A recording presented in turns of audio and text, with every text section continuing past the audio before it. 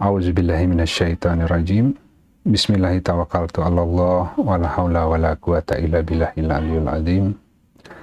Alhamdulillahirabbil alamin. Assalatu wassalamu ala israfil anbiya'i wal mursalin wa ala alihi wa sahbihi ajmain. Rabbi shrah li sadri wa yassir li amri wahlul 'uqdatam min lisan yafqahu qawli waj'alni wazran min ahli. Assalamualaikum warahmatullahi wabarakatuh. Baik, sahabat-sahabat sekalian, insya Allah ada materi pengantar sedikit. Tadinya mau langsung ke tanya jawab, tapi tadi pagi alhamdulillah ada ilham gitu ya. Jadi dimudahkan dalam menyusun. Semoga bisa singkat agar ada kesempatan untuk kita bisa bertanya jawab dan diskusi. Saya langsung share screen. Jadi judulnya adalah kekhawatiran ya, atau khawatir tentang kehidupan itu justru merusak masa depan anak gitu. Insya Allah kita akan lihat nanti ayat per ayat.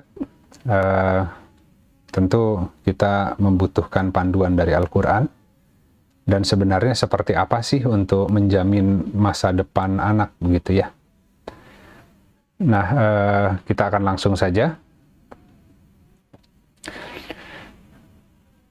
A'udzubillahi minasyaitonirrajim. Bismillahirrahmanirrahim. Baik, kita langsung lihat sahabat-sahabat. Ini judulnya adalah mendidik anak melalui perkataan gitu ya. Kita lihat di Quran surat An-Nisa, Quran surat 4 ayat 9. Dan hendaklah takut orang-orang yang apabila meninggalkan di belakangnya keturunan yang lemah, khawatir terhadap kesejahteraan mereka, maka hendaklah mereka bertakwa kepada Allah dan hendaklah mereka mengatakan perkataan yang tepat. Nah, jadi sebagaimana kita ketahui bahwa setiap anak yang lahir itu dalam keadaan fitrah, yang kemudian menjadikannya dia bengkok lah begitu ya, adalah orang tuanya gitu. Jadi kita meyakini perkataan yang sering kita dengar gitu. Nah, ketika anak dibesarkan dalam lingkungan keluarga ataupun di dalam lingkungan masyarakat, tentu dia menyerap semua yang dikatakan oleh orang-orang yang ada di sekitarnya begitu. Nah, jadi seringkali karena menyerap perkataan tadi, maka keyakinannya berubah gitu. Nah, kita harus hati-hati ketika kita berkata kepada anak, karena itu yang akan menjadi sistem keyakinannya. Nah, yang disebut perkataan yang tepat di sini yang digunakan adalah syadid gitu ya. Syadida gitu. Syadida itu adalah perkataan yang presisi gitu. Perkataan yang presisi. Misalkan contoh, ya kalau seandainya saya tidak bekerja dan kemudian tidak memperoleh pekerjaan yang baik, yang gajinya mencukupi, gimana bisa makan misalkan gitu. Sekilas tampak benar gitu ya, tapi apakah menurut Al-Quran itu benar atau tidak? Karena di Al-Quran itu banyak ayat ya, misalkan tidaklah kami menciptakan jin dan manusia kecuali untuk beribadah kepadaku, kata Allah gitu. Kemudian Allah juga berfirman, sesungguhnya kami tidak meminta rizki dan kami tidak meminta makan, tapi kamilah yang memberi rizki dan kamilah yang memberi makan gitu kan ya. Jadi ketika itu misalkan orang-orang yang melakukan persembahan sesajen ya dalam rangka untuk menyeru Tuhannya yang dia yakini, yang dia kenali, itu akhirnya menjadi perbuatan syirik gitu kan. Karena Allah nggak butuh diberi makan, nggak butuh dikasih sesajen gitu. Tapi justru Allah lah yang memberi rezeki gitu. Nah, seringkali kita mendidik anak melalui perkataan-perkataan yang tidak tepat gitu. Nah, karena sistem keyakinan itu juga sudah kita serap gitu dari lingkungan, kemudian kita jarang membaca Al-Quran, maka ketika di rumah percakapan yang terjadi itu yang diserap anak, yang kemudian masa depannya justru terancam gitu ya. Jadi ketika si anak itu meniru ajaran dari orang tuanya bahwa Kalau orang mau cukup hidupnya ke depan, semua hasil yang dia punya harus ditabung. Semua hasil yang dia punya itu harus diinvestasikan, misalkan begitu ya. Nah, si anak itu akan tumbuh menjadi pribadi yang khawatir dengan kehidupan dan selalu menimbun gitu. Padahal di Al-Quran itu justru seruan yang lebih banyak itu adalah terkait dengan sedekah kan. Gitu. Lebih banyak dengan sedekah dan kemudian amal soleh. Barang siapa yang beramal soleh, baik laki-laki maupun perempuan, sementara ia dalam keadaan beriman, maka Allah akan memberikan kepadanya kehidupan yang baik, misalkan begitu. Apabila penduduk negeri beriman dan bertakwa, maka Allah akan berikan makan gitu dari atas kepala dan bawah telapak kaki. Gitu. Jadi dikeluarkan semua rezekinya langit dan bumi gitu. Nah, tentu kita akan sulit untuk menyampaikan perkataan-perkataan yang tepat kepada anak-anak kita, ya, karena kita sendiri sedang dalam krisis keyakinan gitu, atau mungkin tadi kurang membaca gitu. Nah, ini jadi contoh, jadi kita harus hati-hati bahwa sebenarnya ketika si anak itu dari kecil diarahkan sesuai dengan perkataan yang tepat, justru hidupnya itu akan terjamin gitu. Tapi dia akan ikut sulit seperti orang tuanya karena yang dia ikuti kemudian adalah keyakinan yang kurang tepat gitu. Sebenarnya hidup itu nggak serumit itu ya. Manusia yang membuatnya menjadi rumit karena mengandalkan yang selain Allah. Jadi kalau bekerja ya bekerja saja, tapi tawakalnya tetap ke Allah gitu. Nah, itu perkataan sederhana yang sulit ya dalam implementasi, kadang kita bingung karena Al-Quran ya apa adanya menyampaikan gitu. Kalau manusia bertasbih, kalau manusia itu berserah diri, maka Allah akan tuntun kepada takdir-takdir yang baik dan diberikan rezekinya misalkan. Nah, tapi tentu dalam menerapkan itu tidak mudah gitu ya. Nah, jadi hati-hati ketika kita mendidik anak, banyak anak yang menjadi kikir, yang menjadi khawatir, itu dikarenakan orang tuanya. Ketika orang tua misalkan yakin dengan konsep sedekah, ya, maka dia dari sebagian harta yang dia peroleh, ya ada yang dia rencanakan untuk kehidupannya, ya. Kemudian dia juga rajin bersedekah, menolong orang yang ada di sekitarnya, gitu. Nah, si anak pun juga akan terbiasa dengan sedekah, gitu, ketika orang tuanya juga melakukan itu. Itu yang pertama. Kemudian yang kedua, jangan menghalangi jalan Allah. Gitu. Jadi di Quran surat Al-A'raf, Quran surat 7 ayat 86, dan janganlah duduk ya pada setiap jalan mempertakuti dan menghalang-halangi orang-orang yang beriman dengan Allah dari jalannya gitu. Dan berupaya menjadikannya bengkok. Dan ingatlah ketika jumlahmu masih sedikit, dan dia Allah memperbanyak jumlahmu. Dan perhatikanlah bagaimana kesudahan orang-orang yang berbuat kerusakan. Jadi yang dimaksud di sini, jangan duduk pada setiap jalan ya, sirot itu, sirotin, mempertakuti, menghalang-halangi orang yang beriman dengan Allah dari jalannya. Gitu. Ketika misalkan contoh ya, karena kita pengetahuan kurang, kita tahu bahwa letak pertolongan Allah ada di balik sabar dan sholat. Sabar menyikapi segala sesuatu yang menimpa kita, ya, hingga Allah kemudian memberi jalan keluar gitu. Karena apa yang menimpa kita itu Allah yang mengkadar, Allah yang mengatur. Pasti ada maksud dan kebaikan di balik itu, meskipun bentuknya nggak enak. Nah, tapi ketika kita misalkan berdiskusi dengan orang yang barangkali lemah keyakinannya, melihat kita ditimpa oleh banyak kesulitan atau perlakuan yang kurang baik dari orang lain, mungkin nasihatnya akan mengatakan, ya sabar mas, sabar, kan ada batasnya, jangan seperti itu, kita harus melawan, kata dia gitu ya. Nah, bisa jadi itu salah nasihat kan. Tergantung situasi yang Allah hadirkan itu seperti apa, kita tidak bisa langsung bereaksi gitu. Kita harus diam dulu, kita harus baca dulu kenapa ini terjadi gitu. Nah, ketika dia bereaksi tanpa sabar, tanpa paham dulu kenapa Allah hadirkan itu, kecenderungan dia itu panik gitu. Jadi ketika orang misalkan bulan depan nih, minggu depan, wah ini minggu depan ada kewajiban yang harus dibayar. Nah tiba-tiba dia panik gitu. Ketika dia panik, dia tiba-tiba langsung ngobjek banyak kan. Cari-cari dari mana ya saya harus dapat rezeki tambahan begitu ya, agar nanti kewajiban minggu depan itu bisa terbayar gitu. Nah apakah sesuai kaidah Al-Quran itu tepat atau tidak gitu? Bisa jadi yang dilakukan sama, tapi dia ada waktu jeda gitu. Nah waktu jedanya itu adalah, wah ini seminggu lagi ada kewajiban yang harus dibayar begitu kan ya. Maka kemudian dia mempertimbangkan opsi-opsi yang mampu dia tempuh, jalannya apa saja, tapi sambil bertawakal pada Allah.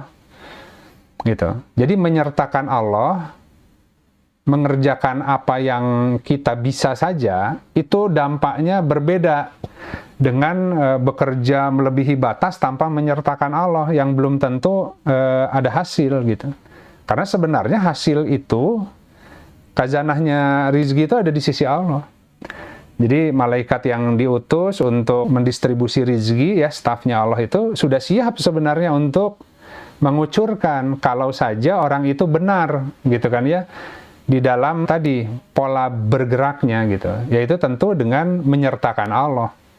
Ya kalau orang itu menyertakan Allah, malaikatnya staf Allah, ya pasti dikasih gitu, karena ada Allah beserta orang itu kan. Nah itu contoh seperti itu gitu. Jadi seringkali kita mempertakuti, menghalangi orang yang misalkan tadi, ketika misalkan lagi panik ya dalam kekurangan kebutuhan kehidupan. Kemudian ditanya, gimana nih tadi ya, ada kewajiban, kita dari mana nih hasilnya? Ya sudah, bismillah tawakaltu, ya kan? Bismillah tawakaltu itu bukan perkataan kosong, itu harus diikuti dengan amalan kan? Jadi bismillah tawakaltu, kita berusaha yang kita mampu, nanti kita serahkan aja ke Allah. Nah bisa jadi entah itu istri, entah itu suami ya yang mungkin tadi kurang memahami makna dari tawakal, tidak akan merasa tenang dengan kalimat itu. Dia akan mengatakan tawakal mah tawakal, tapi yang real aja katanya. Padahal yang paling real itu yang tawakal justru gitu. Misalkan contoh gitu ya. Jadi seringkali ketika kita nggak paham, kita ikut-ikutan menghalangi orang yang beriman ingin mengikuti jalan Allah. Gitu. Jadi misalkan setelah pensiun, atau misalkan hari ini kena PHK nih misalnya ya, karena kondisinya lagi COVID, banyak sarana kasab yang sementara Allah tutup gitu ya, atas izin Allah. Tiba-tiba kita mengurangi sedekah gitu. Kenapa? Karena kita juga butuh. Kalau kita sedekah nanti gimana? Kita aja buat kita belum tentu cukup. Justru karena banyak kekurangan harus sedekah. Kalau ngandalin yang ada di kantong sendiri pasti nggak cukup. Kan gitu. Nah bagi orang yang tidak terbiasa untuk mengikuti petunjuk Allah dan membuktikan di lapangan, itu dianggap tidak logis gitu. Nah tapi yang jadi problem, jalan yang oleh manusia dianggap logis, kenyataannya banyak membuat kesulitan gitu.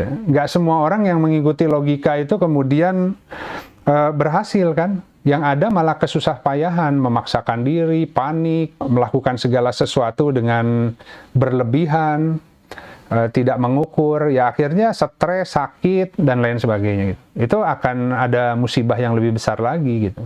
Ketika kita nggak memahami, ada orang yang mengatakan, ya sudah sabar saja sambil tawakal, jangan dihalangi ya.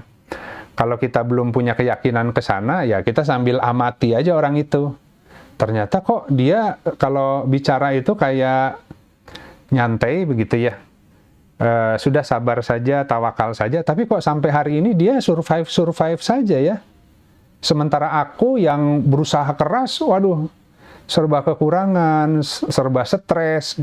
Nah, seminimalnya kita melihat jangan-jangan jalan orang itu yang benar, bukan jalannya saya gitu. Meskipun yang jalan saya pakai ini, itu yang diajarkan oleh masyarakat gitu. Jadi, kita harus mengkalibrasi ilmu-ilmu yang ada dengan ilmu Al-Quran, karena Allah yang mendesain kehidupan kan. Nah, kemudian di Quran Surat Ibrahim, Quran Surat 14 ayat 37. Ya Rob kami, Sesungguhnya aku telah menempatkan sebagian keturunanku di lembah yang tidak mempunyai tanam-tanaman, di dekat rumahmu, Baitullah yang dihormati. Ya Rob kami, agar mereka mendirikan sholat, ya, maka jadikanlah akal hati atau fuad, ya, dari manusia cenderung kepada mereka, dan berikanlah mereka rizki dari buah-buahan agar mereka benar-benar bersyukur. Gitu. Ini kan kisahnya Siti Hajar dan Nabi Ismail ketika kecil ditinggal oleh Nabi Ibrahim alaihissalam di tengah gurun pasir kan, yaitu di Ka'bah gitu. Jadi kita itu seringkali memproteksi anak ya dengan semua kelengkapan hidup gitu, sehingga si anak itu tanpa disadari bergantung kepada semua fasilitas yang sudah disediakan oleh orang tuanya.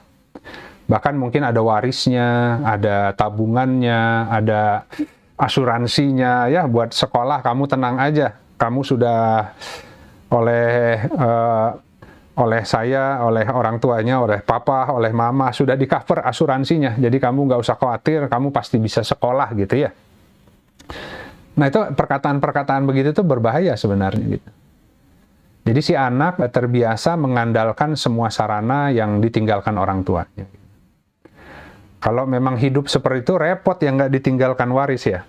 Tapi kan kenyataannya berapa banyak orang yang ditinggalkan harta waris kemudian habis, bahkan kemudian menjadi miskin. Dan berapa banyak orang yang tadinya miskin tidak punya apa-apa, karena betul ya cara menjalani hidupnya bertawakal pada Allah, justru diberi harta dan kekayaan sehingga bisa mewarisi harta ke generasi berikutnya gitu. Itu sudah banyak sekali contoh seperti itu gitu ya. Nah jadi yang paling penting ketika orang tua misalkan diberi kecukupan oleh Allah hari ini, maka si anak pun harus hati-hati gitu ya. Jangan sampai dengan kekayaan yang Allah berikan kepada kita, kita salah mendidiknya sehingga mereka merasa nyaman dengan kehidupan karena orang tuanya mampu dan ada jaminan gitu. Kita harus mengajarkan bagaimana tetap tawakal itu kepada Allah gitu. Nah jadi contoh seperti itu gitu. Nah dalam ayat ini makanya dikatakan keturunannya ditaruh di tempat di lembah yang tandus gitu. Jadi kalau sahabat-sahabat baca, yang namanya lembah itu dataran yang paling rendah di muka bumi. Kalau yang paling tinggi namanya gunung kan. Nah dataran yang paling rendah di muka bumi namanya lembah gitu. Biasanya sungai itu ada di lembah gitu. Nah cuman ini lembah-lembah yang sudah kering, yang tidak ada lagi aliran airnya gitu. Apa maknanya dan hikmahnya kalau memilihkan jalur hidup untuk anak, misalkan contoh nih orang tua, kamu nanti kalau besar jadi dokter aja gitu, kamu nanti kalau sudah besar jadi pengacara aja gitu ya. Kenapa? Karena uangnya banyak, gampang rezekinya gitu ya. Belum tentu ada buat si anak itu. Justru yang harus kita lakukan, taruh dia di saluran mata airnya. Meskipun si sungai itu, lembah itu masih belum mengalir airnya. Tapi ditaruh dia di trek yang tepat. Nanti Allah yang mengeluarkan air zam-zamnya kan gitu. Nah jadi itu hikmah yang bisa kita ambil dengan ketika orang ditaruh di dalam lembah yang tandus. Di sini kan kalimatnya gitu. Kenapa dilakukan begitu? Agar mereka mendirikan sholat gitu. Jadi sholat itu justru yang akan menghadirkan inspirasi atau air dari langit yang kemudian mengisi si aliran air di lembah itu.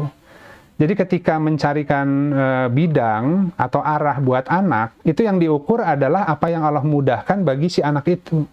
Bukan karena kekhawatiran orang tuanya, maka si trek anak itu, kamu jadi dokter, kamu jadi pengacara, kamu jadi tadi ya, yang profesinya yang dianggap gampang cari uangnya. Belum tentu ada gitu. Nah, makanya di sini dikatakan, maka jadikanlah akal hati fuad dari manusia cenderung kepada mereka. Artinya apa? Kita harus lihat kisahnya Siti Hajar dan Nabi Ismail, itu adalah banyak siarnya di sana. Itu ada sa'i kan, Safa Marwa gitu. Bagaimana 7 kali pulang pergi dengan berlari-lari kecil, berupaya si ibunya untuk mencari air agar si anaknya itu bisa minum. Tapi kemudian airnya keluar dari telapak kakinya Nabi Ismail ketika masih kecil gitu. Jadi kalau sahabat-sahabat lihat, itu siarnya itu banyak sekali ya.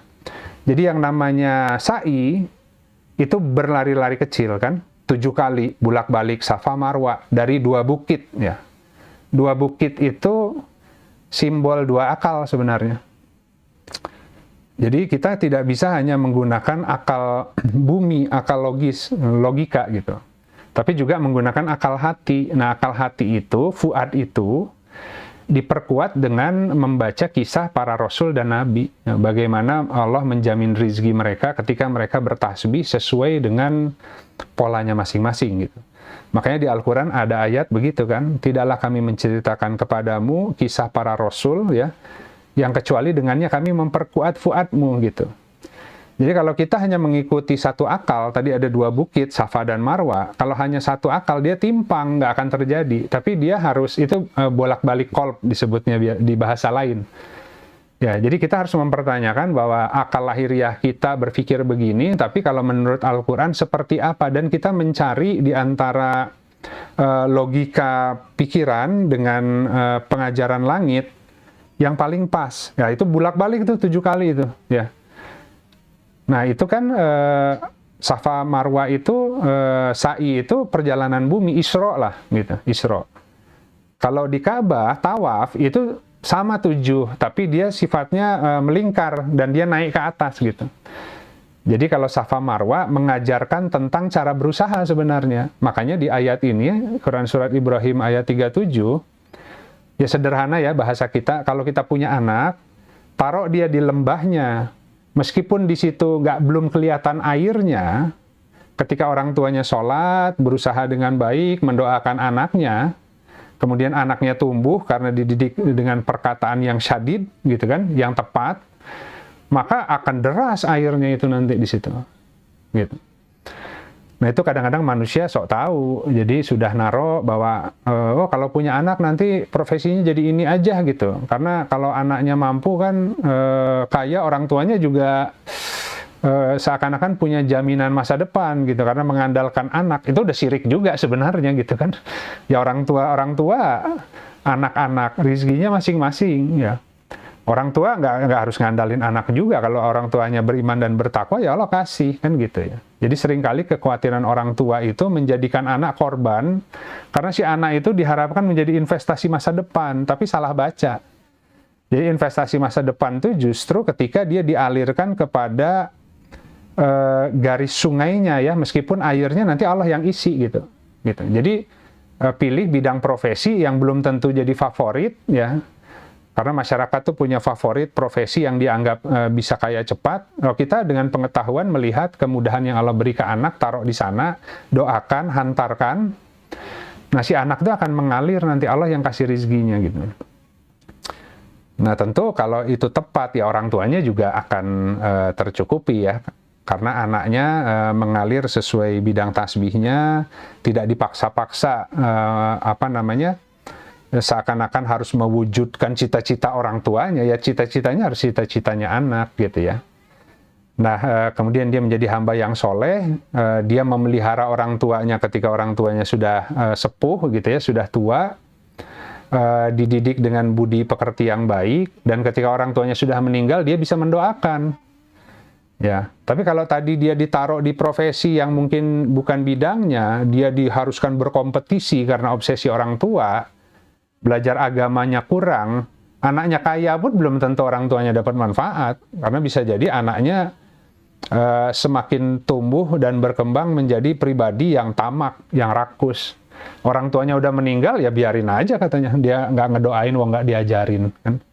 Ya, kita harus hati-hati, kita diajarkan melalui ayat ini, jadikan akal hati atau fuad dari manusia cenderung kepada tadi ya, kisahnya Nabi Ismail dan Siti Hajar melalui siar Safa dan Marwa. Nah kemudian di surat Al-Kahfi Quran surat 18 ayat 39 sampai 40. Dan mengapa ketika engkau memasuki kebunmu tidak mengucapkan sungguh apa yang dikehendaki Allah yang akan terjadi, begitulah. Tidak ada kekuatan kecuali dengan Allah. Gitu. Jika engkau menganggap aku lebih sedikit daripadamu dalam harta dan keturunan, bisa jadi bahwasanya Robku akan memberikan kepadaku yang lebih baik daripada kebunmu, gitu. Dan akan mengirimkan atasnya kebunmu itu sebuah musibah dari langit. Kemudian ia akan menjadi tanah yang licin. Jadi semua atas kehendak Allah, ya. Kalau seandainya di antara kita hari ini ada yang diberi kekayaan, ya, itu bukan karena kita beruntung atau kita pandai, gitu. Itu ada ujian Allah di balik itu. Itu ada kehendak Allah, ya. Yang dilihat, diuji, yang dikasih kaya gimana bergeraknya, ya. Yang dikasih kurang gimana bergeraknya. Yang dikasih kaya, dikasih harta warisan, tidak beriman bertakwa, sebentar habis uangnya, gitu kan. Atau bahkan dengan uang yang banyak itu dia mengikuti hawa nafsunya, ketika meninggal masuk kepada siksaan yang berat, gitu. Nah, atau tadi yang lahir dari takdir, katakanlah orang tua yang tidak mampu, karena dia beriman, bertakwa, ya, dia bertawakal pada Allah, malah dibuka si aliran rizkinya, gitu ya. Jadi sebenarnya semua itu atas kehendak Allah, gitu. Nah, jadi kalau seandainya kita orang beriman, terus kita melihat orang yang tidak beriman diberi harta kekayaan banyak, semua kehidupan dunianya bisa dicukupi, jangan iri, jangan terlalu cepat iri dulu, gitu ya. Makanya kan begitu ya, dengki ya itu boleh kepada dua kan, orang yang dikasih harta dan kemudian menggunakannya di jalan Allah, dan dikasih tadi ya ilmu, ya, dan kemudian tadi juga sama menggunakannya di jalan Allah, gitu. Nah, kalau kita lihat dia kaya, hartanya banyak, tapi tidak digunakan di jalan Allah, kenapa kita harus iri, gitu? Karena sebenarnya di sisi Allah itu ada yang lebih baik, gitu. Nah, jadi tadi bisa jadi Allah memberikan kebun yang lebih baik, kemudian yang orang tadi itu justru menjadi sumber kehancurannya, gitu ya. Kecuali orang yang diberi harta tadi Allah kasih ilmu juga, ya, dan Allah jaga, gitu. Ya, tapi intinya jangan sampai kemudian kita lebih mengandalkan upaya kita dan mengklaim keberhasilan, tapi apapun yang terjadi itu sudah ada di dalam kehendak Allah, gitu. Nah, jadi kita harus hati-hati, gitu ya. Nah, kemudian yang berikutnya, kita harus juga ingat bahwa ada yang sifatnya sebentar, ada yang sifatnya abadi, kan? Di Quran surat Al-Qasas, Quran surat 28 ayat 60, dan apapun yang telah diberikan kepadamu dari segala sesuatu, semua ya, segala sesuatu, mau rumah, mau harta, mau jabatan, apapun lah ya, semualah yang dipikirkan tentang pemberian duniawi, ya. Maka itu adalah kenikmatan kehidupan dunia dan perhiasannya, gitu. Dan yang ada di sisi Allah adalah lebih baik dan lebih kekal, gitu. Maka tidakkah engkau mau berpikir? Jadi manusia memang harus berpikir, gitu ya. Itu tadi, jangan salah iri, gitu. Apalagi yang repot kan, sebagaimana disebutkan dalam sebuah riwayat bahwa ada 4 jenis orang, kan. Yang pertama adalah orang yang Allah berikan harta dan Allah berikan ilmu, yang kemudian dia mengatakan berandai-andai, kemudian dia membelanjakan hartanya sesuai ilmunya, gitu ya, sesuai yang Allah ridhoi, gitu. Kemudian yang kedua adalah orang yang Allah berikan harta, Allah berikan ilmu tanpa harta. Kemudian dia melihat orang yang diberi harta membelanjakan di jalan Allah, dia berandai-andai, seandainya Allah beri harta, aku akan seperti orang itu, ingin bersedekah. Jadi bukan masalah dikasih harta atau enggak, keinginan bersedekahnya. Jadi sesungguhnya mereka sama-sama memperoleh surga. Jadi yang satu nggak punya harta tapi ingin sedekah gitu. Jadi itu sama dengan orang yang punya harta bersedekah gitu. Sebenarnya lebih ringan yang nggak punya harta ingin sedekah ketimbang yang punya harta kemudian bersedekah. Karena kalau udah punya harta biasanya suka takut sedekah karena takut habis gitu. Itu ada hal lain tuh. Ketika orang dikasih banyak, akhirnya jadi takut habis. Kalau nggak ada, berbagi ke orang. Kenapa? Empati. Karena aduh saya juga kerasa ya beratnya kalau nggak punya itu. Jadi kadang-kadang dengan serba kurang itu kita bisa lebih empati ke orang lain. Ketimbang ketika kita diberi banyak, kita menjadi sombong dan merasa hidup kita paling beruntung. Dan ketika ngasih ke orang lain pun diikuti dengan perkataan yang menyakitkan. Ya. Jadi seakan-akan mungkin dalam hati, kamu tuh gimana sih hidupnya? Kamu mah males aja gitu. Harusnya contoh aku dong gitu kan. Orang yang sukses ini mungkin di level hati ada perasaan begitu. Itu bahaya gitu.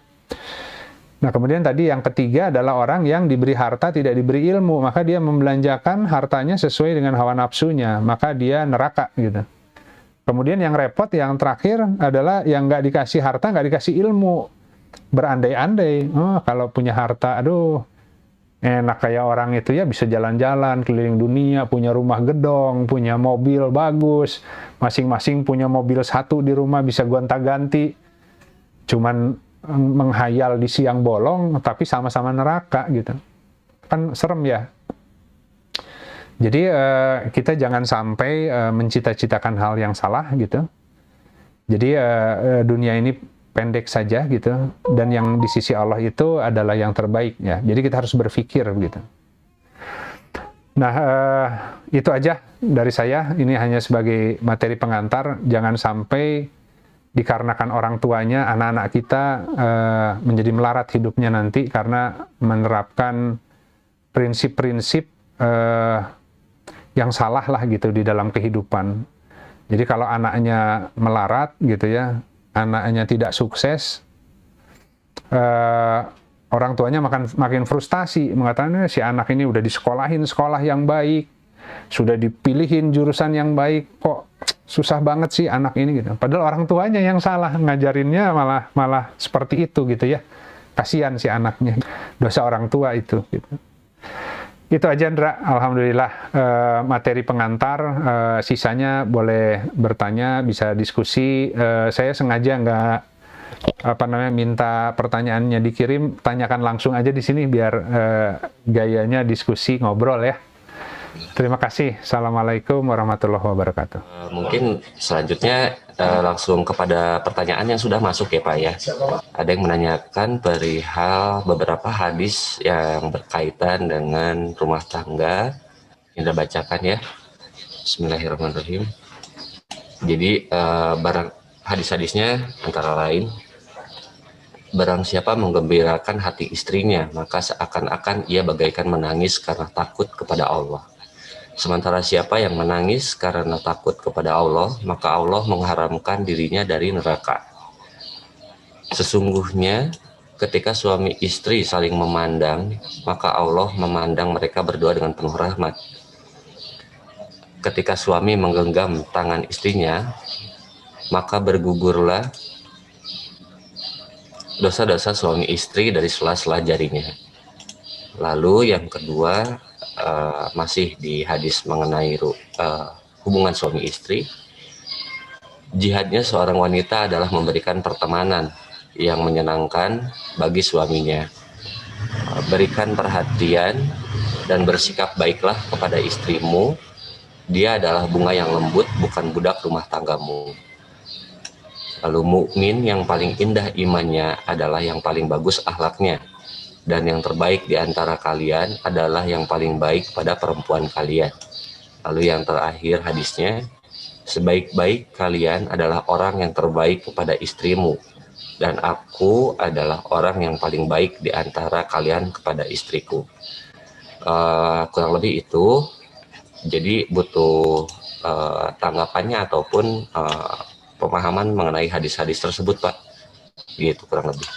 Ya, yang pasti makna hadis itu belum tentu sebagaimana yang difikirkan oleh akal kita yang mungkin apa ya, kita mendefinisikan hubungan suami istri mah masih lebih belum esensinya gitu, Ndra. Ya. Jadi kadang kita banyak persoalan rumah tangga, akhirnya kita menggunakan ayat, menggunakan hadis. Oh, kalau istri mah harusnya gini, itu hadis-hadisnya nih ayatnya. Kalau suami harusnya gini, sebaik-baiknya begini gitu kan ya. Tadi misalkan gandengan tangan terus berguguran dosanya, ya tentu pasti tidak akan sesederhana itu ya. Tidak akan sesederhana itu. Yang paling lemah lembut kepada istrinya itu yang terbaik. Lemah lembutnya ya seperti apa maksudnya gitu ya. Kalau lemah lembut nggak pernah marah, istrinya salah arah, dibiarin, ya itu mah bukan sayang namanya, itu mah berbahaya, karena nanti banyak istri yang juga akan istilahnya komplain ya, ketika kan di neraka itu Rasulullah ketika melihat banyaknya wanita gitu. Ya kemudian kenapa alasan yang utama adalah karena kurang bersyukur dengan suaminya ya. Tapi suami jangan GR juga, maksudnya tuh, oh kamu nggak bersyukur sama aku ya, apa yang disyukuri kamu nyebelin, bisa jadi gitu ya suaminya. Jadi kriterianya harus benar sesuai dengan agama gitu. Keutamaan laki-laki wanita. Cuman kadang-kadang kita kan bisa memahaminya dalam bahasa hawa nafsu gitu ya. Jadi ya tentu yang terbaik tadi misalkan Rasulullah misalkan gini, ketika istri-istri Rasulullah itu kemudian sedikit mempertanyakan masalah rizki misalkan ya Rasulullah mengatakan ya kalau misalkan rizki keluarga Muhammad ya segini, kalau kamu nggak mau ikut ya kamu saya cerai, saya mut'ah, saya kasih yang ingin kamu inginkan ya. Terus nanti kita bilang wah itu tega banget suaminya katanya, itu Rasulullah loh ya kan. Ya kenapa? Karena Rasulullah ingin menyelamatkan istrinya kan. Bahwa rizki suami istri itu tetap nahkoda ada di imam. Kalau imamnya itu orang yang memang Allah tuntun ya. Karena kan bisa jadi di dunia ini mah ya banyaklah ekspektasi yang tidak tercapai oleh kedua pasangan. Tapi kalau dua-duanya tetap dalam koridor tawakal dan takwa, nanti kan akan dikumpulkan di sorga. Ya, satu keluarga itu, anak, cucu, suami, istri, kebayang. Misalkan suaminya di sorga, istrinya di neraka. Gitu ya. Atau sebaliknya, istrinya di sorga, suaminya yang di neraka. Bisa terjadi kan begitu. Gitu. Jadi definisi hadis-hadis tadi butuh kita maknai dengan lebih dalam. Jadi boleh minggu depan kita bahas tuh. Jadi kalau diberondong dengan hadis banyak, kemudian harus memberikan review saya sederhananya, pasti kita salah memandangnya. Itu tidak akan sesederhana itu gitu ya. Tentu bahwa laki-laki adalah imamnya gitu. Sama dengan tadi kan tentu bukannya pelayan kan wanita, tapi kan bagian dirinya. Dia ketika dia berlaku baik kepada istrinya kan sebenarnya dia berlaku baik kepada dirinya sendiri, karena istri itu bagian dari dirinya suami gitu. Jadi yang kemarin kita bilang bahwa suami itu ada missing puzzle-nya, ketika istrinya datang tiba-tiba dia harus mengkalibrasi diri agar dua bagian yang sempat terpisah lama itu nyambung kembali menjadi satu unit yang utuh. Justru ketika dia sudah menjadi satu unit yang utuh, dia bisa berdoa munajat dengan benar kepada Allah. Jadi tadi waktu mereka, ya tentu memang semuanya kan sunatullahnya gitu ya. Jadi ketika lahir ya entah pasangan kita, calon istri kita, calon suami kita, kalau masih bayi kan yang satu entah bayi di mana, yang satu entah bayi di mana. Entah nanti SMA-nya bareng, entah nanti kuliahnya yang bareng, entah nanti kerjanya yang bareng, nggak tahu nyantolnya di mana kan. Padahal dulu mah sendiri-sendiri, boro-boro kenal. Akhirnya kan jadi suami istri. Apakah itu kebetulan? Kan enggak. Allah punya mekanisme untuk kemudian mengumpulkan yang harus dikumpulkan gitu. Nah, tapi kalau misalkan tadi si proses integrasinya itu tidak pas, hasilnya itu kan anak hasilnya. Ya, jadi anak-anaknya juga akan pusing kan, ini harus gimana, harus ikut si mama, harus ikut si papa, gitu kan. Dia bingung dia. Coba kalau sepakat kan, jelas gitu ya, bahwa antara suami istri itu memusyawarahkan dulu basis keilmuan yang akan dibangun, konsep pasangan seperti apa ketika menyampaikan ke anak-anak. Anak-anak jadi memahami ya, gitu. Ya, jadi kalau saya harus mengomentari hadis yang banyak, itu aja Ndra, bahwa itu tidak sesederhana yang pasti, tidak sesederhana yang kita bayangkan. Al-Quran atau agama itu tidak bicara bela laki-laki atau perempuan, sama aja. Ya kan, saya kalau di kajian Rabu nggak bisa bela kaum laki-laki. Jadi saya mengatakan, wah istri itu harus nurut ke suami. Ya mudah-mudahan istrinya mampu, tapi banyak suami juga tadi pika sebelen gitu ya. Jadi ya wajar, tapi ya mungkin pahala di sisi wanita yang bisa bersabar dengan suami yang masih kondisinya aut-autan, pasti ada reward yang lain di sisi Allah yang tinggi juga ya. Doakan ke Allah, menggunakan fasilitas doanya perempuan. Makanya bahkan ada suratnya kan, Al-Mujadilah gitu.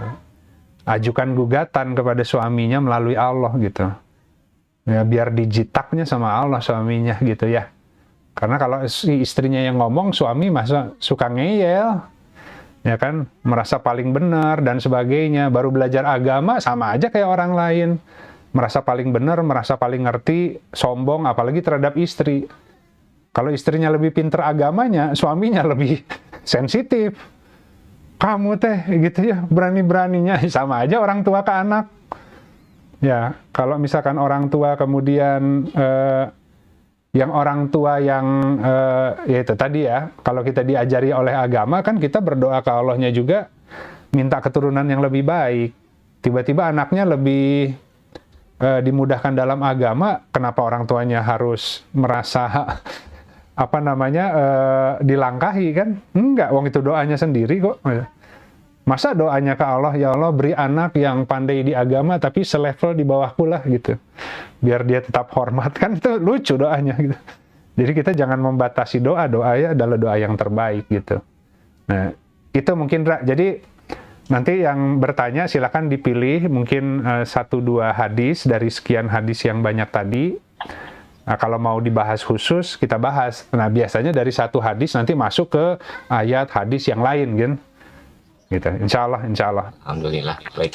Memang pertanyaan mengenai keluarga atau rumah tangga ini masih berlanjut sepertinya Pak. Tadi pun ada request untuk minggu depan, katanya mau bertanya juga gitu kan. Mungkin pertanyaan berikutnya ada, tapi Indra masuk dulu ke pertanyaan Teh Kenny ya, karena masih satu tema ya. Pertanyaannya Indra bacakan di Bismillahirrahmanirrahim. Kang, jodoh itu kan di tangan Allah, dan Allah yang maha mengetahui mana yang terbaik. Apa artinya jika kita telah menikah, itu adalah yang terbaik dari Allah, sehingga sebisa mungkin pernikahan itu kita pertahankan separah apapun kondisinya. Kurang lebih begitu Pak. Tentu manusia tidak bisa mendahului Allah ya. Jadi artinya di Al-Quran saja ada cerai kan, ada talaknya, ada talak 1, talak 2, setelah talak 3 yang nggak bisa nikah lagi kecuali ada syarat-syarat yang agak berat gitu ya. Nah, harus hati-hati dengan perkataan talak, tapi kalau ditaruh di Al-Quran berarti itu sesuatu yang difasilitasi gitu. Nah, kalau Allah mau kan langsung saja tidak ada ayat-ayat itu gitu. Jadi perceraian, pernikahan itu hal yang umum akan terjadi kepada manusia. Bahwa betul masing-masing punya jodoh yang paling hak, paling terbaik gitu ya. Tapi dalam prosesnya itu Allah yang atur gitu. Jadi bisa saja orang membangun rumah tangga dengan seseorang ternyata hanya bertahan 5 tahun gitu. Akhirnya sudah konsolidasi, sudah berusaha sebaik-baiknya untuk mencari jalan keluar, tetap tidak bisa disatukan, sehingga ketika berjalan bersamaan, ya sudah dilakukan semua cara, ternyata hati terganggu, sehingga malah dengan bareng-bareng itu nggak bisa beribadah ke Allah malah gitu ya. Ya akhirnya memang ada jalan keluarnya adalah perceraian. Makanya perceraian itu adalah sesuatu yang dihalalkan, tapi Allah nggak suka gitu. Nggak suka itu kalau terjadi permusuhan. Jadi kalau udah nggak cocok mah ya pisah baik-baik lah. Waktu nikah baik-baik, masa cerainya juga harus baik-baik ya. Jadi kenapa nggak bisa disatukan? Semua sudah ditempuh, kemudian musyawarah, kemudian cerai. Apalagi kalau sudah punya anak, takdir mah jodoh mah bisa mungkin dengan dia jodohnya cuma 5 tahun gitu. Nah, setelah 5 tahun single dulu setahun 2 tahun, kemudian ketemu orang, nikah lagi.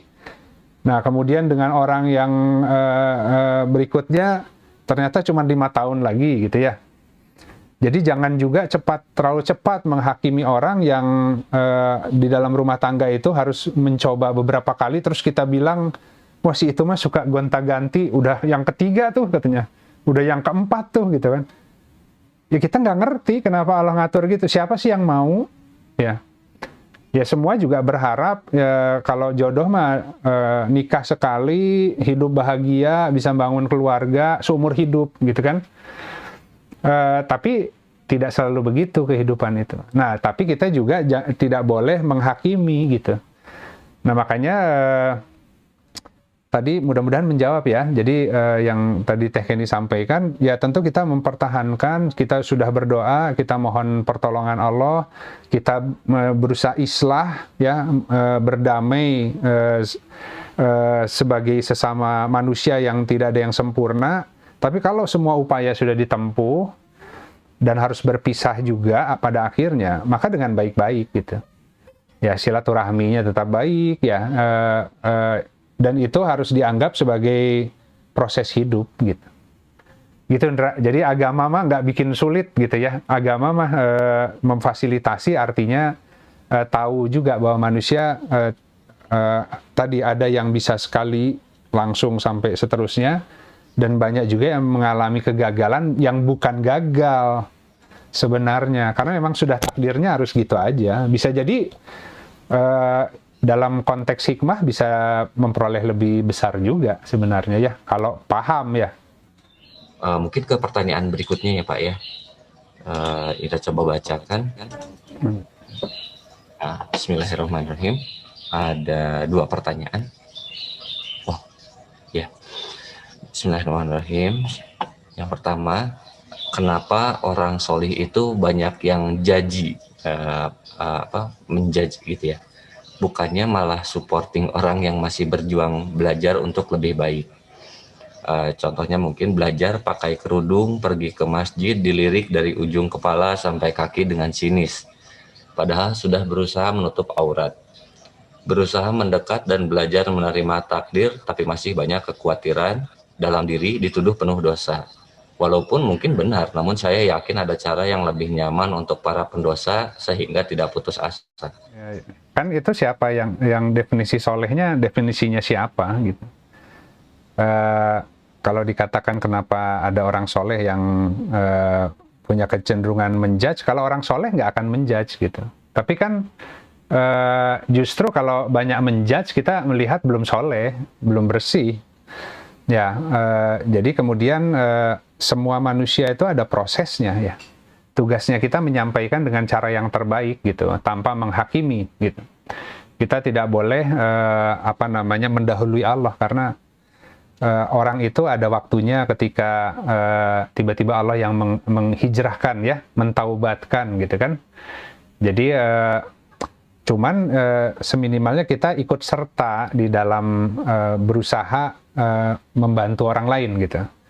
Ya tentu tidak boleh judgmental gitu kan. Ya kalau judgmental itu karena ya mungkin kurang pengetahuan ya. Jadi mengambil jalur pendekatan yang seakan-akan agama bisa dipaksakan. Padahal kan Al-Quran sendiri mengatakan la ikraha fid din, tidak ada paksaan di dalam din gitu. Tugas kita ya menyampaikan gitu. Yang menjadikan seseorang beriman atau tidak itu adalah Allah gitu. Ya orang itu nggak mau beriman, nggak rugi juga kita gitu. Tapi kalau kita tidak menyampaikan dengan kalimat yang baik, rugi kita. Dikasih kesempatan menjadi ikut serta membantu agama Allah, tapi tidak dilakukan gitu.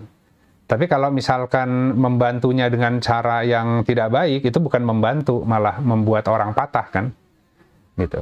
Dan kemudian tadi, ya alhamdulillah, ya setiap orang harus dihormati, punya proses masing-masing. Kerudung memang ada perintahnya di Al-Quran, tapi kan manusia berproses ya. Ya di luar kerudung masih banyak yang kita belum mampu laksanakan gitu.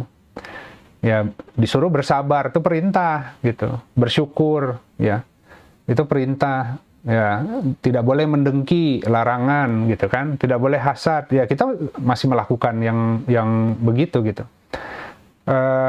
Jadi katakanlah kerudung itu kan doa ya. Dengan kita menjalankan syariat, berserah diri dengan hukum Allah bagi yang memang dimudahkan dia pakai kerudung, maka itu menjadi sebuah doa dengan harapan hatinya juga dijilbabin gitu. Ya. Semoga hatinya itu kemudian Allah berikan kerudung sebagai seorang muslimah yang baik gitu. Jadi belum tentu yang pakai kerudung secara lahiriah hatinya sudah baik gitu. Tapi kalau yang hatinya sudah dikerudungi, biasanya keluarnya pasti risih, dia akan pakai gitu. Jadi tapi kita tidak boleh menjudge gitu. Itu tetap proses setiap orang gitu kan. Sholat juga sama, nggak bisa maksa orang gitu. Cuman bisa menyampaikan kalau ke orang lain, ya kamu banyak bingung karena nggak ada inspirasi, coba sholat atau gitu. Karena sholat itu fungsinya begini, itu bukan masalah Allah yang butuh disembah-sembah. Sholat itu saluran komunikasi agar Allah bisa memberikan banyak inspirasi kan, gitu. Dan dia mencuci itu dari kotoran-kotoran yang dilakukan dari waktu ke waktu sholat gitu. Nah si kotoran itu menghalangi petunjuk masuk gitu. Rahmat Allah itu jadi nggak ketangkap oleh kita signalnya karena kotor kan si perangkatnya gitu. Ketika dia mulai paham, dia kadang-kadang dia paham teori, dia belum bisa melaksanakan. Nanti tunggu hidupnya udah susah banget, baru ya udahlah nggak ada salahnya nyoba sholat gitu kan. ternyata enak ya sholat itu kan gitu ya. Jadi yang penting kita kasih ilmunya, mau dia pakainya kapan, ya itu mah dia yang keuntungan-keuntungan buat dia, kerugian-kerugian buat dia, nggak ada urusannya dengan kita gitu kan. Kecuali kalau itu anak kita. Kalau itu anaknya, itu memang diperintahkan. Ya, jadi terhadap anak kalau usia segini ya dipukul bahkan ya. Dipukul dengan cara mukul anak lah ya, yang bukan dengan mukul keras gitu. Tapi artinya harus lebih tegas gitu. Ayo sholat gitu. Ayo pagi bangun subuh, kalau mau tidur lagi nanti habis subuh, gitu kan ya. Jangan kemudian, kasihan anaknya masih ngantuk, biarin aja. Jangan, harus dibiasakan gitu. Karena nanti itu akan terbangun tuh si karakternya kan. Kalau kita lihat ya orang-orang barat tuh, ya kalau di TV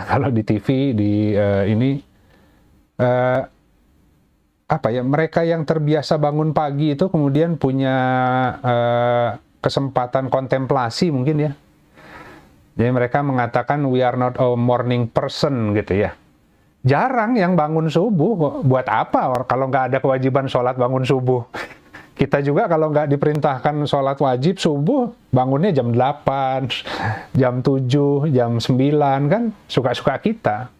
Tapi nggak bisa dipungkiri, bangun pagi-pagi, subuh, ya selesai sholat, bikin kopi, baca, ya wah itu beda ya dengan suasana alam yang masih begitu itu sangat menenangkan kan. Dan kenikmatan itu tidak diperoleh bagi mereka yang tidak diwajibkan sholat, karena kalau nggak diwajibin sholat ya ngikutin gimana badan capek enggaknya kan. Misalkan contoh, jadi kadang-kadang agama memaksa supaya manusia merasakan nikmatnya di balik waktu subuh itu gitu kan. Contohnya begitu. Gitu, Ndra. Andra, masuk ke pertanyaan berikutnya ya Pak ya.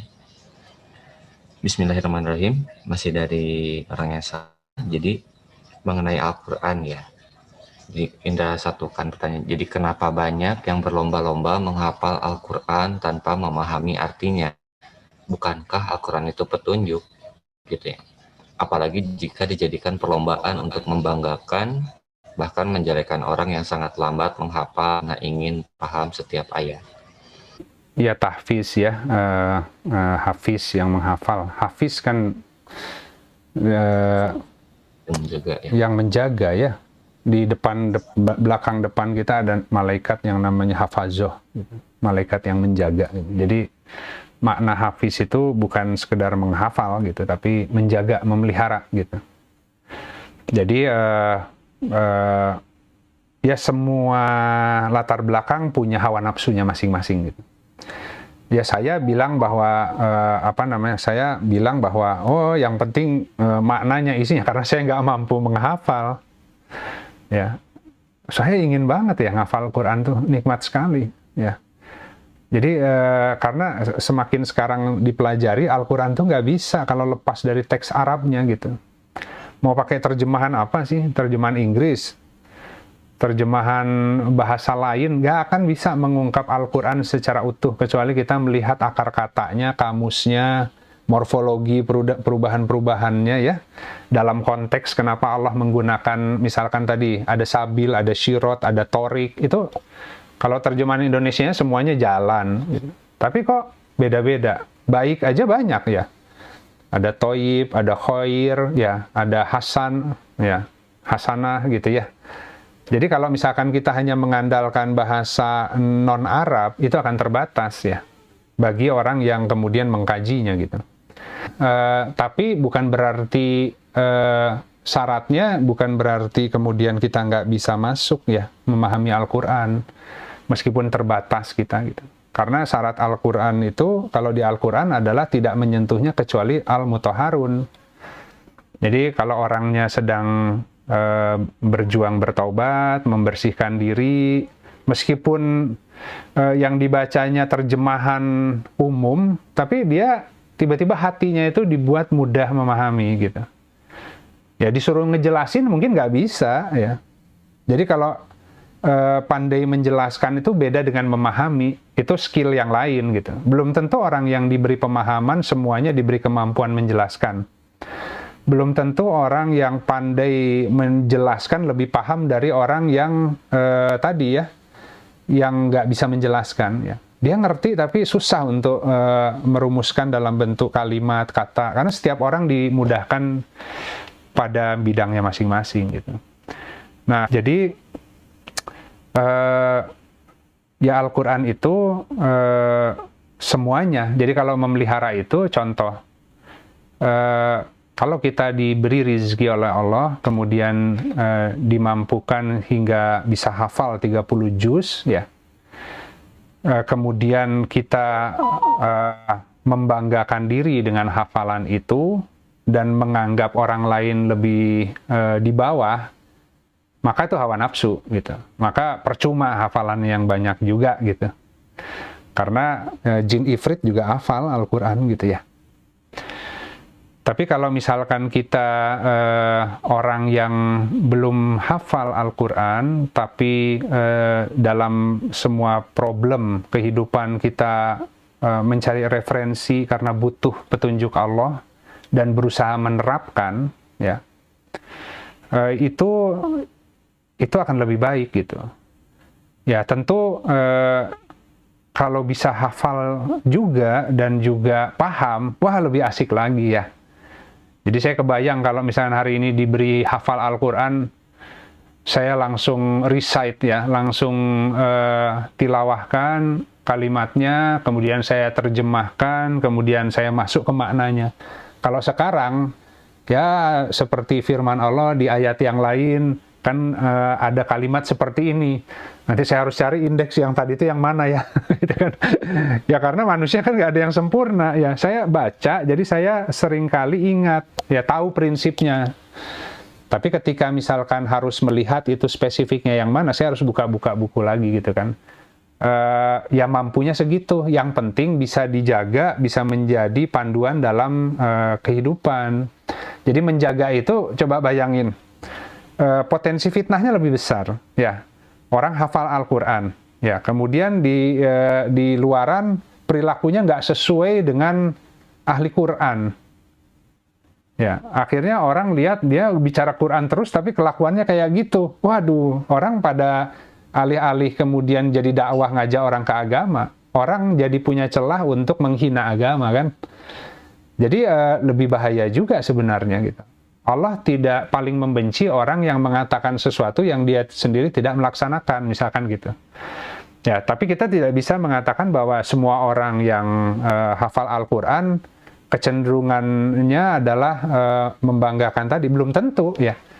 Ya kalau dia ada yang memang afdol aja, memang dia dia hafal, dia paham juga, dia mengajarkan ke orang, ya cita-cita sih pengen ke sana gitu ya. Ya gitu, jadi Indra. Jadi kita bergerak dengan apa yang Allah mudahkan. Yang penting tidak nunggu hafal dulu doa, baru berdoa ke Allah harus pakai bahasa Arab gitu ya.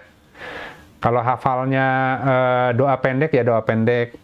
Ya kalau misalkan ada kebutuhan ya yang penting hatinya dibawa berdoa, gitu kan.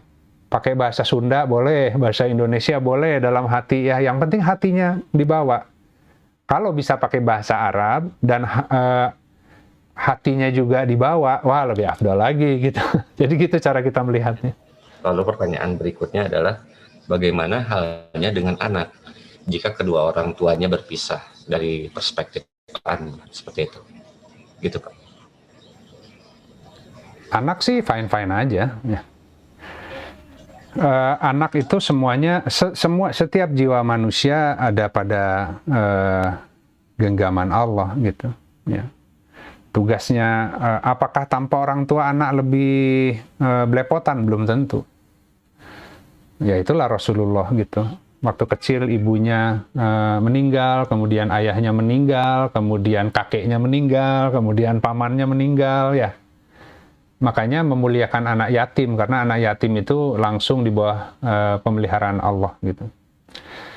Jadi apakah kita tahu bahwa apakah anak yang katakan orang tuanya sejak kecil nggak ada, kemudian lebih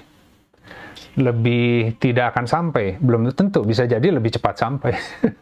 Karena orang tuanya yang membuat anaknya tidak fitrah lagi kan tadi gitu. Nah, kecuali orang tuanya juga adalah orang yang bertaubat ya, yang takut, bertakwa kepada Allah, takut salah mengarahkan anak. Jadi meskipun itu anaknya, tapi dia harus mohon ke Allah ya. Ya Allah, anak saya harus bagaimana nih mengarahkannya? Apa bidangnya? Semoga orang tua diberikan kepekaan di dalam membaca itu kalau dia mohon kepada Allah gitu. Jadi tugas kita menghantarkan. Jadi kalau dalam konteks apakah keluarga yang utuh ya itu lebih baik dari keluarga yang bercerai sehingga mungkin anak mengikuti salah satu orang tuanya gitu kan? Belum tentu ya. Bisa jadi yang keluarganya utuh lengkap malah dibalut oleh macam-macam waham yang lebih susah untuk dibongkar ya.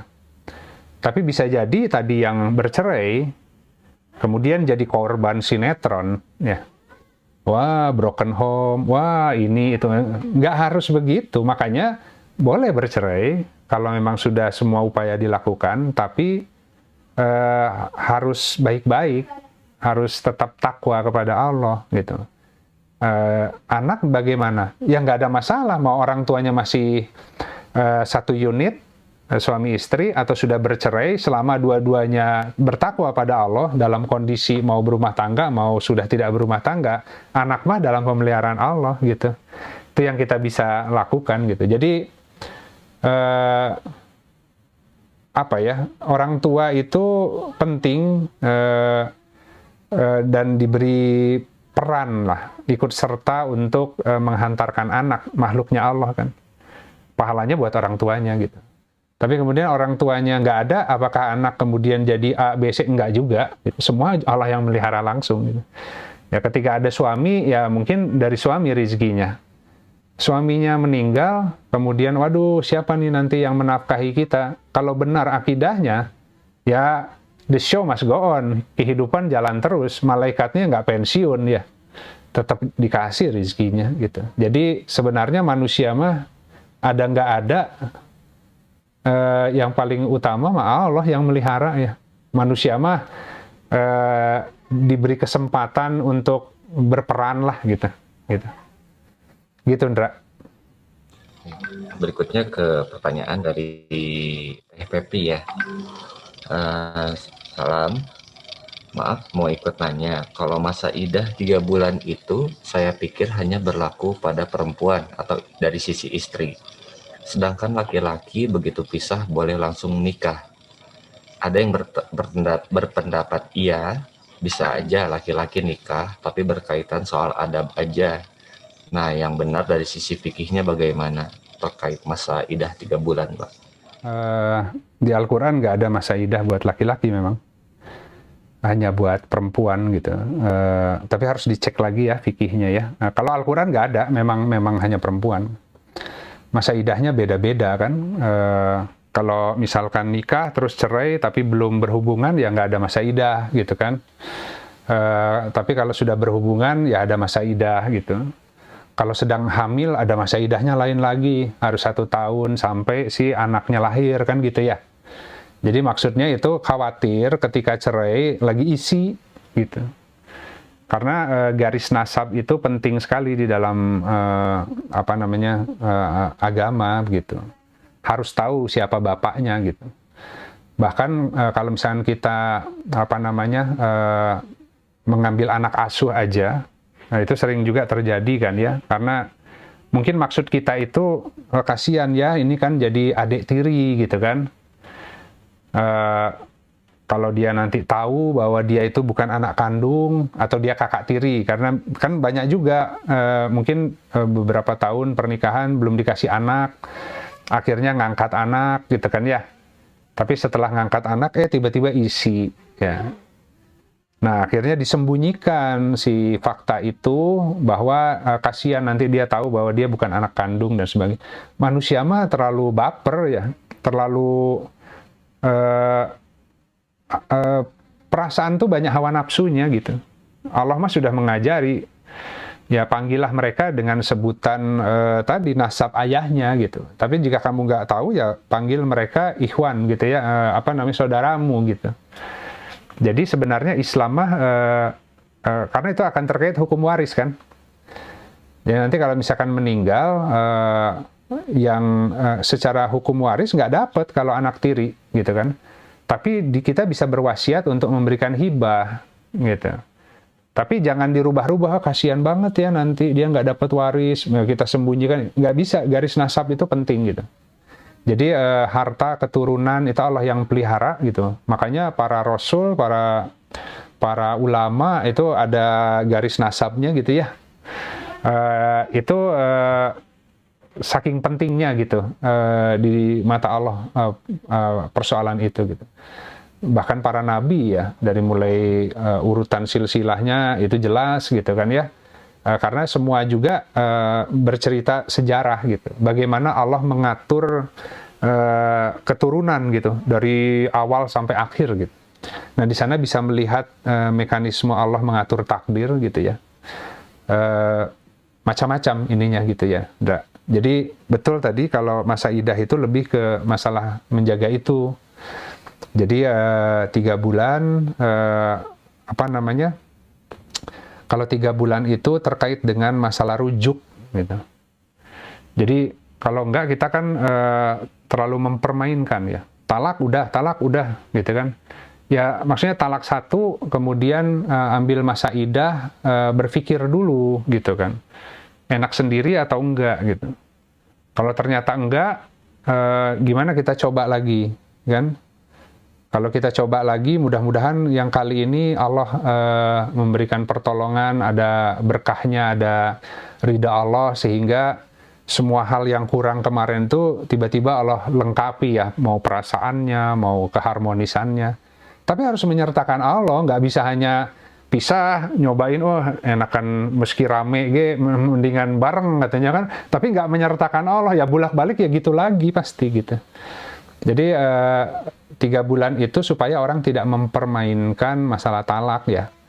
Jadi ada waktu. Makanya kan kaidahnya kalau pernikahan disegerakan, kalau perceraian ditunda. Ya, tapi ditunda 3 bulan, jangan lama-lama. Ditunda 1 tahun, 2 tahun, pertimbangannya banyak. Akhirnya kan curhat kemana-mana. Ya, curhat kemana-mana.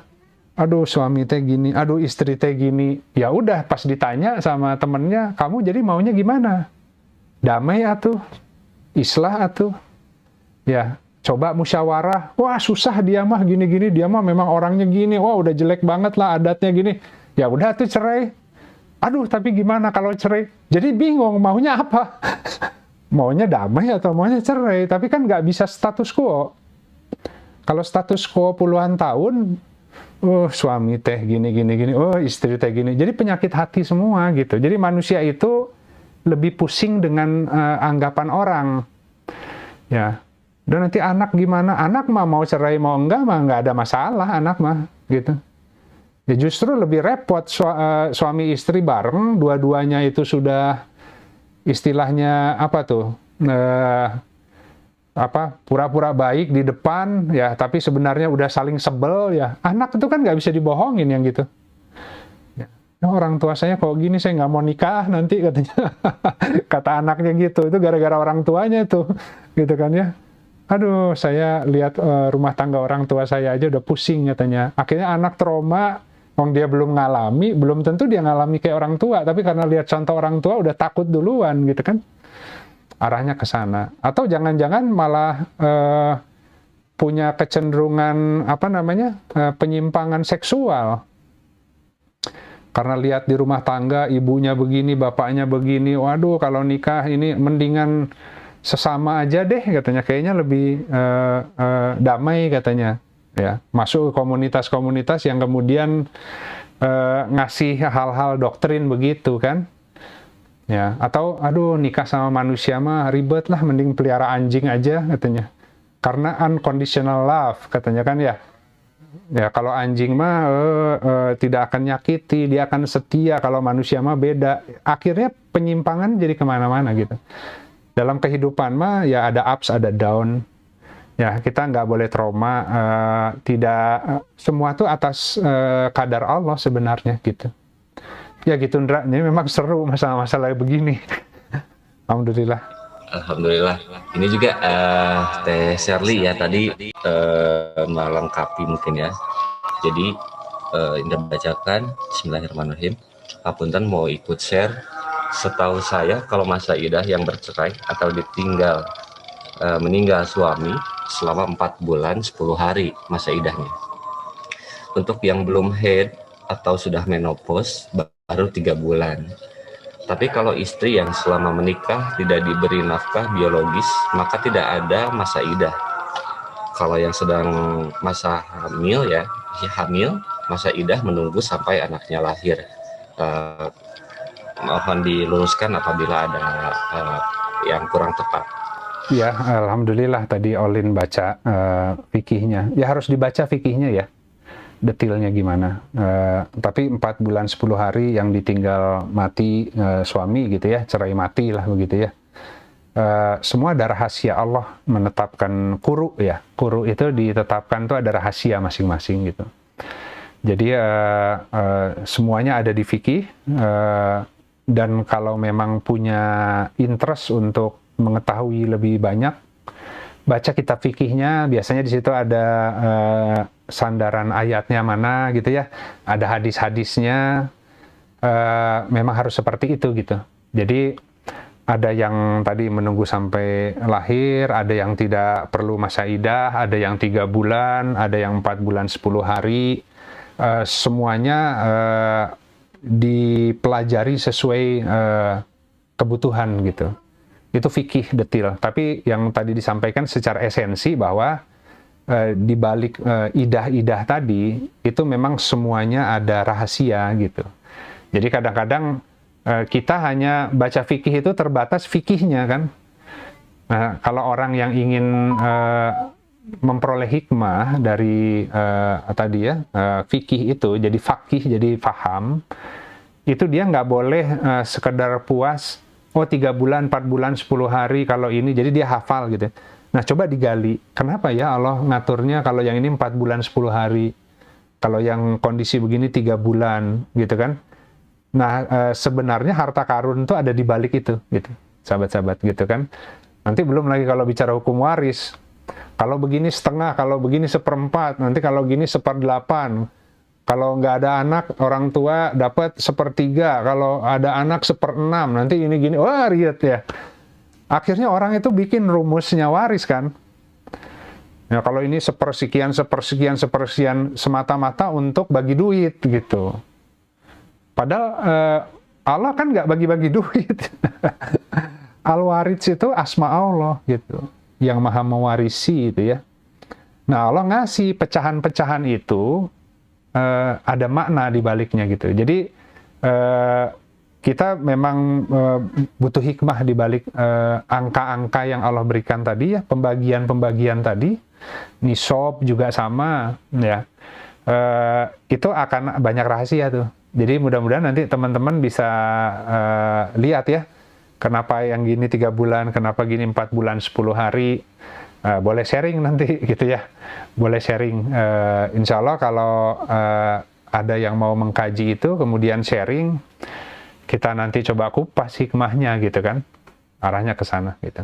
Alhamdulillah Pak, jadi semua pertanyaan sudah tersampaikan dan sudah dibahas.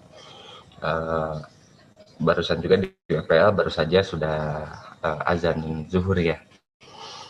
Insya Allah, jadi kalau misalkan buat sahabat-sahabat, misalkan ada yang pertanyaan mau disampaikan, bisa melalui langsung ke Pak Yudi, ataupun ke Novi, atau ke Indra ya.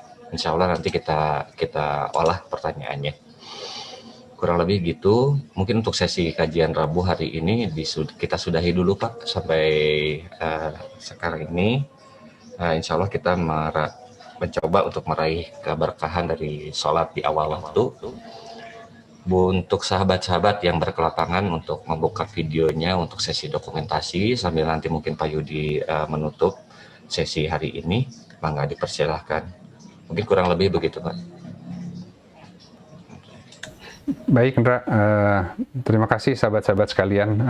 Jadi ya mudah-mudahan ke depan makin partisipatif ya, jadi lebih enak begini.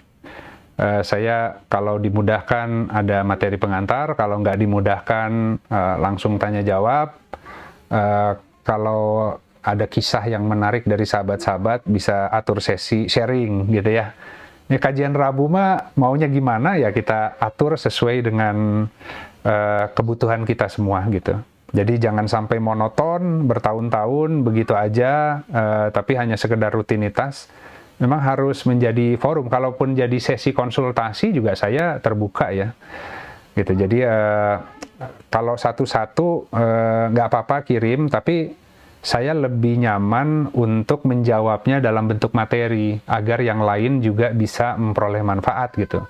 Jadi biasanya kalau ada yang mau WA langsung boleh, tapi mungkin di sana nanti saya akan mengatakan saya nanti jawabnya di materi ya. Jadi ada beberapa juga yang sudah masuk ke saya, beberapa usulan materi. Saya mulai dari yang mudah dulu gitu, tapi seminimalnya sudah ada beberapa item ya yang mungkin dibutuhkan juga oleh sahabat-sahabat lain gitu. Jadi kajian Rabu materinya tidak dicari-cari, tapi sesuai dengan yang dibutuhkan, yang Allah inspirasikan. Ketika sahabat-sahabat bertanya, itu Allah juga yang menginspirasikan gitu ya. Alhamdulillah, jadi terima kasih banyak atas partisipasinya, kehadirannya. Semoga ini bisa membawa kebaikan ya bagi kita semua. Apa-apa yang kurang tepat, semoga Allah yang mengganti dengan ilmu yang lebih hak ya, dan memberi kemampuan kita agar bisa menjadi hafiz ya, dalam arti yang sebenarnya, memelihara ajaran Quran di dalam kehidupan sehari-hari gitu, menjadi akhlaknya ditransformasi dengan Al-Quran. Karena kalau ingin dicintai Allah, kata Rasulullah, maka ikuti aku ya. Jadi cara agar Allah mencintai kita adalah mengikuti Rasulullah, dan Rasulullah itu akhlaknya adalah Al-Quran. Rasulullah itu adalah saudara kembarnya Al-Quran, adalah Al-Quran yang berjalannya gitu. Jadi sebenarnya accessible kepada kita gitu. Nah, semoga Allah mampukan di sana ya, agar Allah mencintai kita gitu. Alhamdulillah sahabat-sahabat, kita sama-sama tutup dengan beristighfar pada Allah dan kafaratul majlis. Astaghfirullahaladzim alladzi la ilaha illa huwal hayyul qayyum wa atubu ilaih. Subhanakallahumma rabbana wa bihamdika asyhadu an la ilaha illa anta astaghfiruka wa atubu ilaik. Subhana rabbika rabbil izzati amma yasifun wa salamun alal mursalin walhamdulillahi rabbil alamin. Assalamualaikum warahmatullahi wabarakatuh.